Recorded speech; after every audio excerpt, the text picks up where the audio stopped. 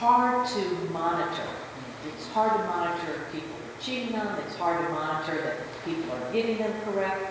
And so the assessor's office has got to get better people, more people to look at those exemptions and make sure that they apply properly and that they're sent out. I'll tell you one quick story about the long-term exemption. The assessor's office will say we only give it out to about 2% of the people. And it's true. There was 2,210 people that got it. And they were all up on the north side. So when I had my plumber over to fix the sink, I said, "You ever hear about that long-term exemption?" He lives in Morton Road. "No, I haven't." I said, "Why don't you fill it out?" He took it, he filled it out, he said he made less than $100,000, he wrote everything, you don't give him your income tax or anything, and he sent it in, he got $2,000 off his tax bill. So why couldn't I send it to any of you guys and you fill it out? But you're not in Cook County, so you don't get the long-term. But all the 101 counties opted out of that. But I think we should have all 102 counties getting a long-term exemption. Wait, excuse me. 101 counties opted out? Yes. And only Cook County Took it. Well, let me just ask a question. I thought we needed the property taxes for the revenue in order to do what we do in the county of Cook, in the city of Chicago. I thought we needed the revenue taxes. And when the taxes go down here, it had to go up on the south and west side in order to subsidize. But yet they're still getting tax breaks. And even when I and others applied for the appeal that we're getting is really superficial because the appeal is still higher than what it should be because we were assessed at a higher rate. So this is really a fake appeal that we're getting. Also, Madam Chairman, for the record, in regards, and I just want to give a point of clarification from you in terms of the long-term, this long-term exemption. You said these are primarily given on the north side and northwestern suburbs where the values range between $1 million and $4 million. Madam Chairman, as you know, we also know based on the research that we have examined that those people also take advantage of appeals because they can afford tax lawyers, they have tax lawyers, and they use tax lawyers. And so the system is clearly broken. And it's quite biased. Basically, if you're wealthy, you have options. That's right. So you get $6.7 million off of those 2,210 taxpayers, and then you have 1,139 taxpayers in Glencoe, Kenilworth, Winnetka, and Northbrook who get a new tax bill taking off almost $7 million because they're in a floodplain. Yeah. And So their basements have never been wet, ever. Also, I can attest to the fact, I went to Lake Forest College, and so Lake Forest and North Chicago are the same taxing unit. It's called the Lake, that's the Lake Forest District, I guess. But they don't benefit from the totality, they just pay into, they subsidize Lake Forest, North Chicago. And so they built them a little Peewee High School and all that, but they can't go to Lake Forest High. Right. Well, thank you very much. Segregation. Could you speak to that coming down here? Would you like to? Would you like to speak? Yeah, right I'll bring there. my book too. She is. By the way, Yes, she has difficulty walking. you can bring the mic to you. Yeah, I'll bring it. Thank you. You come down the red line, this mother. You didn't catch the red line down. No, I didn't. Good to see you. Wow. Same here.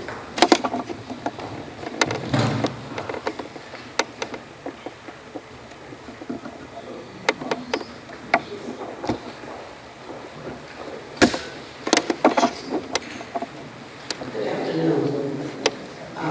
I live in the zip code 60652 in Ashburn, and I also am in a zip code at 60619, and I don't know the zip code of the place on the west side.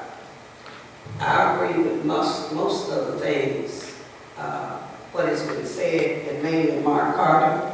He's head on with what's going on. Every day I come to work in Chatham, I would say 30 to 38 of the homes that were stable in Chatham is no longer. We have Canadians and all different types of nationalities now that now own those homes. And what makes it so bad, they remodel on the weekend and they don't have to pull permits.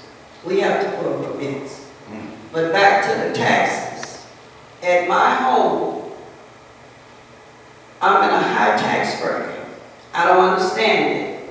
And that is because we're in back of a train at 87 between Western and California Mart. The train parks and it starts to drive 2 trains high. The easels on the house are broken over there and everything. And when Dick Durbin ran his last time, he asked us to sit on everything until he get through the election, and he was gonna come over there and check it out.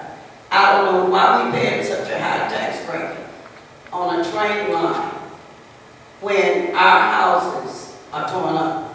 When the train comes by my house, I have to pad my headboard to keep my bed from shaking. And all of my chandeliers have came loose from the jar of the house. And the whole foundation of my house is destroyed. So I'm saying we really need to do something. And like Mark said, when you go down to try to redeem your taxes or do anything, you can't appeal. The High Park is closed and this and that. It is designed for us to lose our property. And I see it being done every day.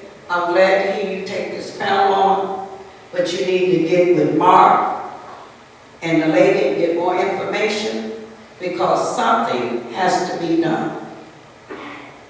Right to that last Monday, I went to the county and they was to have filed my appeal.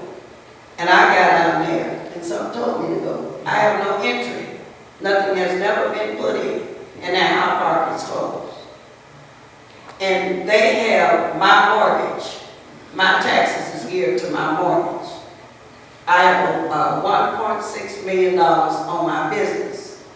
And they have me paying the taxes of what is rolled in for 25 years, plus the insurance. And it's the same way your taxes is geared at your house. If they record your mortgage, and they add on your taxes, your insurance, that takes your mortgage up, but that don't mean that's the value of your home. But that's what they regulate you out in the county for. So this is why our mortgages is way out of line. Thank you.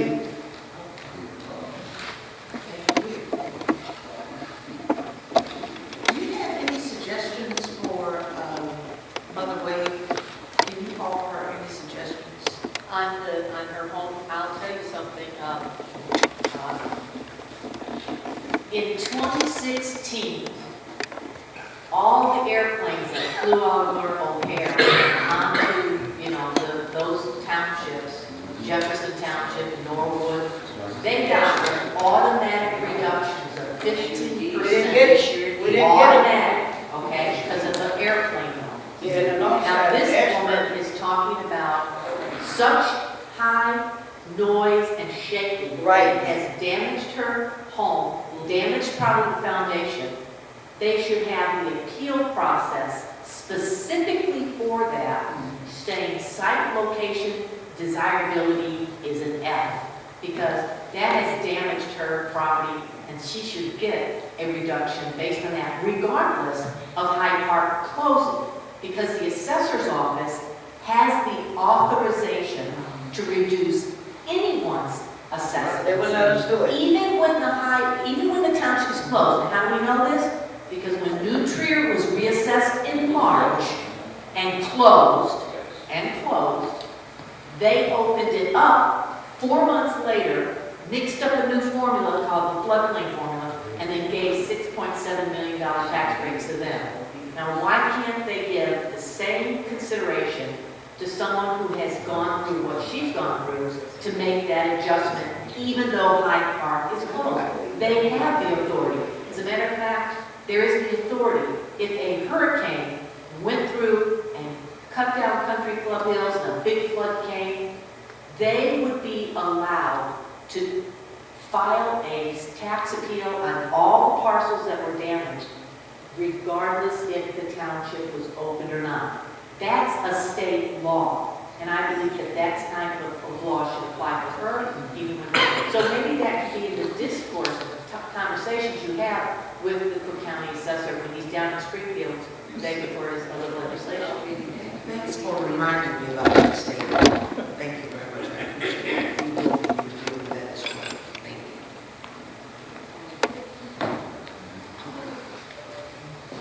Is there anyone else with any questions, comments, concerns?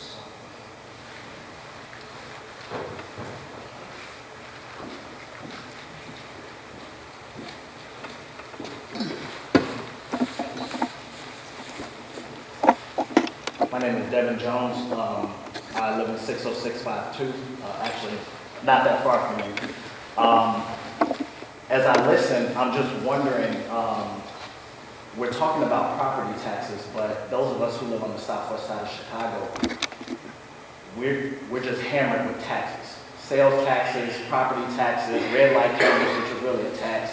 I mean, you just go up and down, and so even when you look at the budget constraints because of the way that our pension system is in the state of Illinois, and it requires like a constitutional amendment.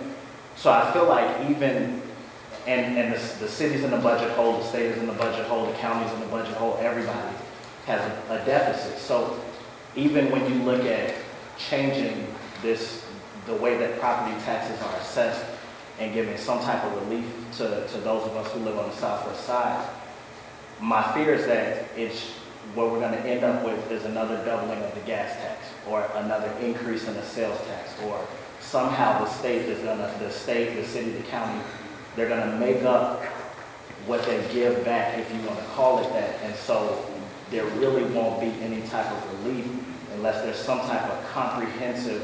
I know you talked about consolidating the different governments, which yes, that should be in there. But it's almost like we need a whole comprehensive package that tackles all of this at once. And is that what the task force is going to do? Where it's because a lot of times, legislation is like one law, and you got to wait, 3 years for another law. In the meantime, the gas tax doubled, so it didn't really do anything. So is there going to be something comprehensive, 1,000-page legislation comes up all the time? This would be one of those times where we need 1,000-page legislation that says, all of this is in here, simplify it, because there's all these exemptions that one person might know about, the other person doesn't know about. You need a tax lawyer to find out about it. So it's almost like you need the stuff simplified. You need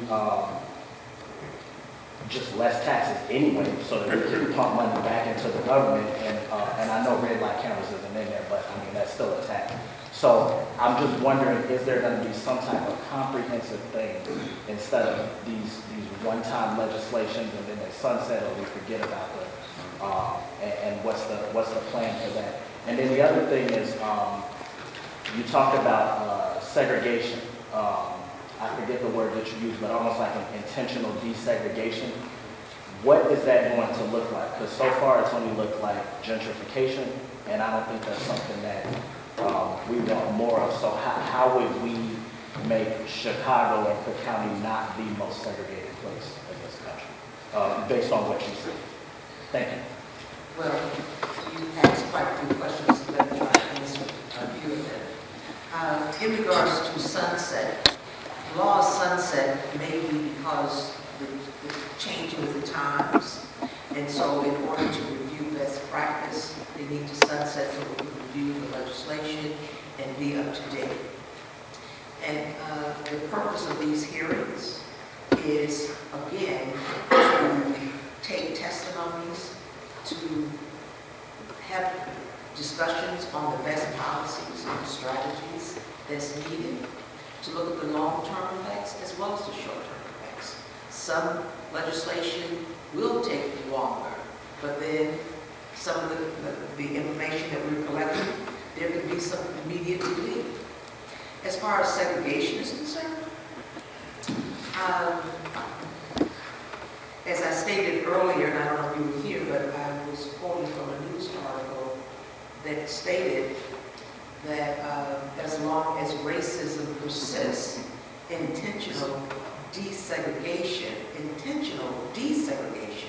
needs to be a part of the solution. Because as long as we're segregated, it's easy for us to be excluded in the exemptions and the other benefits because they know we're on this side of town or that side of town. But if the zip codes were not so obvious, then we'll probably get mixed up and the communities would be looking like this. And speaking of this community, I'm a senior. I don't mind messing up. And I remember as a younger person, I used to come up to this side of town, and it was strange. It was all kinds of strange looking people, and people I was laughing and having a great time. But it wasn't always these fancy buildings. You know, the neighborhood wasn't always as pristine as it is now. I couldn't wait to get back to my neighborhood because I said, oh my God, what's going on over here? So again, with the regentrification, and obviously with revenues that stayed in the community, was able to build the community, and because of segregation, we were paying more taxes, more fees, more fines. The rules were made so it could benefit, and we live not only in a tax divide, a state divide, but as well as a city divide. So it's going to take you and others who are absent here tonight, when you go and talk to your friends and get on Facebook, make sure you let them know what all they missed and they should do. But you have to talk a little your head. Okay? Madam Chair, Yes. can I for the record read a summary of some of the causes that we've identified here as well as solutions? Yes. As the task force has done throughout the state of Illinois, there's been a lot of information collected. There is a body of data and information that exists. So the problem has been studied. The problem needs to be addressed. So we need to get on the solution side of the problem, not the problem side of the problem, because we know very well what causes the property tax burdens. And so again, I want to read into the record why we're here. Pursuant to Public Law Act 101-0181, the Property Tax Relief Task Force is created to utilize a racial and economic lens to identify the causes of increasingly burdensome property taxes across Illinois. We're going to review best practices and public policy strategies, make recommendations to assist in the development of administrative, electoral, and legislative changes needed to create long and short-term property tax credit relief for homeowners. So we've identified numerous causes. There is definitely an unfair shifting of tax burden. From a racial standpoint, minority communities are being particularly hard hit, especially Black and brown communities. From an economic standpoint, there is a disproportionate tax burden from the wealthy to the poor. This is all verifiable and this is evidence-based. There is an unfair tax system. It's systemic and it's structural.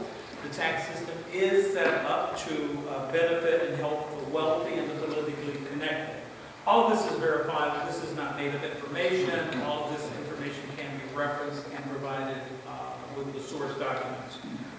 It's the property tax assessment system is error-ridden, and it effectively punishes poor homeowners while providing tax breaks to the wealthy. It's very regressive. There's a wealth transfer from owners of lower value homes to higher value homes, systemic and structural. The practice of overvaluing lower price homes and undervalued expensive homes. The owner of a $600,000 home is more likely to have effectively a property tax rate of 24%, lower than that of an owner of a $300,000 home.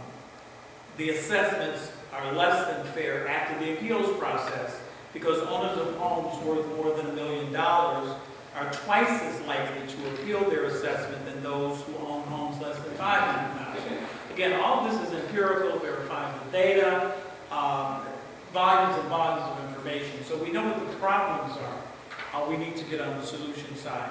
Just a few more things. I just want to, we have identified, Madam Chair, for the record, a couple of practices that I want to make and call your attention to. The first being sales chasing. This is the practice of modifying the valuations of property that recently sold based upon the sales price. And so this practice violates industry standards by established by the International Association of Assessing Officers, who set the standards used by assessment experts all over the world. And so, as you know, Madam Chairman, the Illinois Constitution requires its assessors treat all properties the same way. And so that, being on the solution side, that might be one way to go. But sales chasing is not only ridden with economic inequities, it also causes the assessment system to look better on paper than it actually is.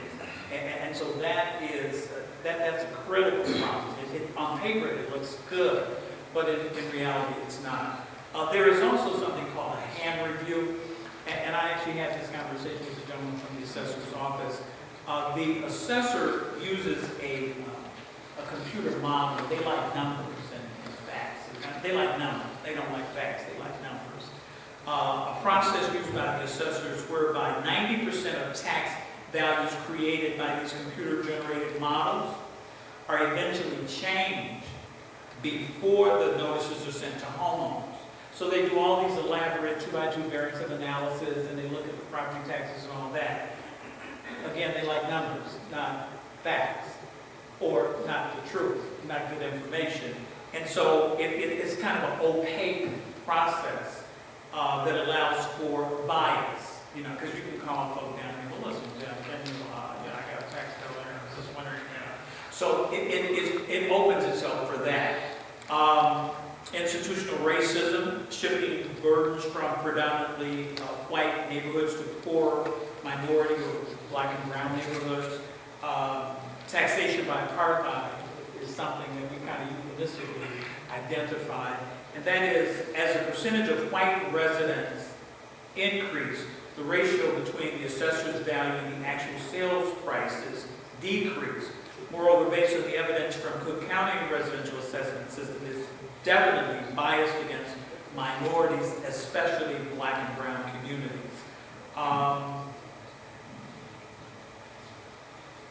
Illinois' tax policies help perpetuate segregated communities of poverty. So we know that there's an unequal distribution of opportunity. Unequal distribution of opportunities, not just income-based. 94% of black and 83% of Hispanics live in low-income communities. Now, from an economic standpoint, what that means is that the communities that have the worst schools, the least growth, the lowest overall quality of life, and the least access to opportunity were the very same communities that had the lowest tax capacity. So money does matter at the end of the day. To the gentleman's question and concerns in terms of solutions, and this is a organic, ongoing process. We still have hearings, and we still have data to go through. Because, like I said, we know what the problem is. We want to get on the solution side, and some of the solutions are in the problems if you just look at it through that lens of race and economics. And so one of the things that we know is that there is a study that was done. It's called the tax divide study. And so in the short term, we can make assessments fair, equitable, and transparent. Now that's something that the assessor's office can do starting tomorrow. In terms of administratively, we can adopt adopt the standards of the International Association of Assessing Officers. Remember I told you that there is a worldwide body that all assessing experts use. So perhaps we can have that read into the law, incorporated into the law, such that that becomes the standard. And so if you violate that standard, then you go to jail, you fine. Really fine. I don't mean just slapped on the hand, fine. Part of the conversation, Madam Chair, there have been a lot of discussions about how do we make people whole again. When civil actions are brought, people are sought to be made whole again. And so one of the ideas that has come across, that's come out of these conversations is the idea of reparation zones. Those zip codes that have traditionally have borne the burden of this tax problem. And so we would propose, Madam Chair, that there be a tax credit of some sort for property owners in designated reparation zones who are members of racial groups that have historically borne a disproportionate tax burden to the benefit of other racial groups. And I think to frame it in that way would be helpful. Also, taxpayers who have historically faced economic discrimination in terms of income and wealth accumulation should also be considered eligible for that tax. And we also have an electoral or legislative solution that we would tender to you, and that would be an area inured reparations, and that would be an immediate tax credit relief that would mirror those reparation zones. I think the reparation zones may take a little long to define and to set up what the standards would be, but to give an immediate tax relief, if you live in this zone, you can apply for it immediately. And so, like I said, this is a work in progress.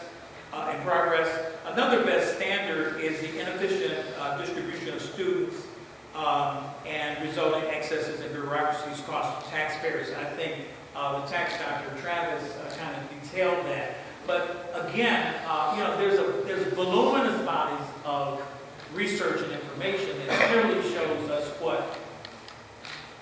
it's a pathway out.